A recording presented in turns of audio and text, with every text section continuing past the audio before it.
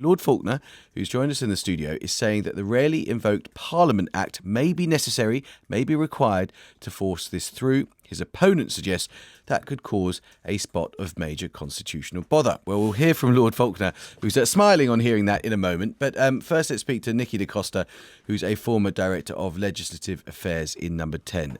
Nikki, good morning. Good morning. Well, what do you make of the notion that the Parliament Act may be invoked here? I do think it's extraordinary. We have complex, sensitive legislation, which is about how doctors end the lives of very vulnerable patients.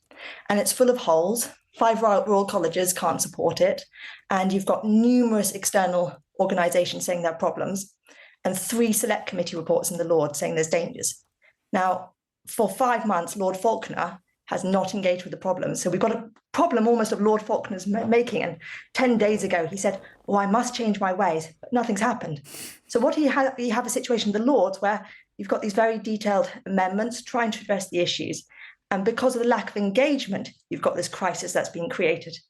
Now, what that means is he wants MPs in the next session to vote for the same unsafe, deficient bill, which has no electoral mandate, and force it onto the statute books. Now, there's a lot of complexity in achieving that path, but that's what it would require for the MPs to be blind to the vulnerable. I think I get the impression, I've got the pleasure of looking at his face as you speak to us, and I can tell you that he's looking forward to answering some of those claims. Can I just put to you, Nikki, first of all, the idea that what's really going on here is a bit of old-fashioned filibustering. There's an attempt, basically, by some people, this is what your opponents would say, to basically put some, sand in the eyes to slow this thing down until it runs out of time in May, in the hope that because if you put more delays in place, essentially this reform's not going to happen. Isn't that what's really going on?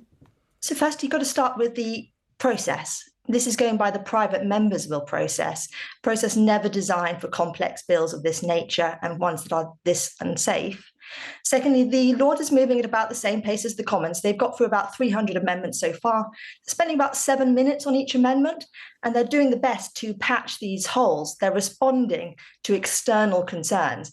This bill managed to provoke 2 royal colleges, psychiatrists and physicians, from 4 years of neutrality out to saying that this bill, while they're neutral on principle, this bill is unsafe. This bill is dangerous for the vulnerable and people will be failed. So you've got a situation where Lord Falconer wants the Lords as a scrutinising chamber to stop doing the work and just wave it through. And it's a lot of, I think it's very easy for proponents to take it up into this binary. It's Lords versus Commons versus, is this bill safe? And the work has not been done. Okay. Nikki Da Costa, thank you very much indeed. Lord Falconer, there's quite a bit to put to you. Whether it's unsafe, deficient and has no mandate, we've actually discussed before, but there's actually quite a lot of personal stuff about you in there, which is that you've not turned up, you've not engaged, and what you're trying to do is defy the will of lots of people who are concerned about the ethics of this bill. I mean, not turned up seems a little bit extreme. I'm the only person. I've turned up every day. I'm the only person who's been there every day. As far as the engaged, I'm engaged repeatedly, right from the process when it started. I invited peers to come and see me. I spoke to peers. I have given detailed indications of the changes I'm going to make. The suggestion that I haven't engaged is completely wrong. What is going on here is a minority are engaged in a filibuster. The Lords themselves have recognised that by passing a motion on the 8th of January saying, we want more time, we want this finished. And perhaps the strongest indication of that is that we've been doing 7 days of committee so far. It's about 5 hours a day, over 35 hours, and we haven't got through section 1 yet. If there are defects in this bill, and I accept it can be improved, but I don't think it's a defective bill, then make the changes. If I resist the changes, then vote them through. The Lords is a sensible place. What the Lords does well is look at things and change them if they're wrong. Stop all this smoke and mirrors that we got from Nikki Da Costa then and focus on making the bill better. If you say that's what's wrong with it. Why do you believe this requires an unprecedented use of the Parliament Act? Because what's happening is the Commons, after detailed scrutiny, have decided there should be this major change. The Lords, because of this minority filibustering, will not engage in detail. We haven't even got to the bit where we vote changes yet because we haven't even got past section 1 yet. The Constitution says if the Commons passes something and the Lords block it, which is what's happening, then the way the Commons, who are elected, get their way is if they pass it again, second time, in the same form, then it gets through without the Lords. Don't do that, I'm saying to the Lords. If you want to make changes to make it better, start engaging with the detail. The majority are trying to do that.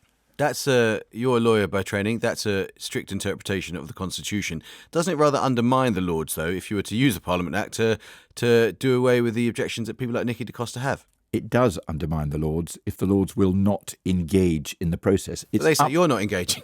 But they've got to engage. We've got to be faster than Section 1, and they can improve this bill. I recognise that, and I've indicated a whole range of areas where I will accept changes. But if the Lords will just not move on, then they can't do their work. And what's made the Lords successful in a number of respects is because they do good scrutiny. And my experience, this is pretty unprecedented for the Lords not properly to engage in it. Do you think they're acting cynically rather than good in faith? I think there are a lot of people, often with religious motives, which I respect, who do not want to see this bill. Ultimately, somebody's got to decide whether we're going to make this change. And it can't be the Lords, it's got to be the elected House of Commons, and they've made a clear decision. Let me put that to Nikki Da Costa. Nikki Da Costa, it's got to be the elected Commons in the end. Absolutely, you get to that stage, but let me give you 5 things that Lord Falconer has confirmed in the last few days of debate. If you're terminally ill but want to end your life because of poverty, you should be helped to do so. If society of loved ones make you feel that you're a burden, it's okay for doctors to help end your life. If you're terminally ill and have Down syndrome or learning disabilities, it's still okay for doctors to proactively raise ending your life. There should be no particular care where a woman is pregnant before providing lethal substance to kill her, and the terminally ill need not be given a real choice or equal right to palliative care. These are major issues, and these ones Lord Falconer will not engage with. I've engaged with every single one of them. What on earth is she talking about? I've listened to every hour of that debate, and you batted all those away. I've disagreed, that's all. Absolutely, and those are the major... Isn't that allowed? Disagreement? What you have offered is very minor. It's usually changes to codes of practice, training requirements, and you haven't engaged with the detail. You've said that on the floor of the House from the last 2 Fridays. But if the position is we disagree, Nikki, then the answer is vote against it and change it. Why? You don't have the House needs to hear the issues. The House decides, has heard them. not Lord Falconer.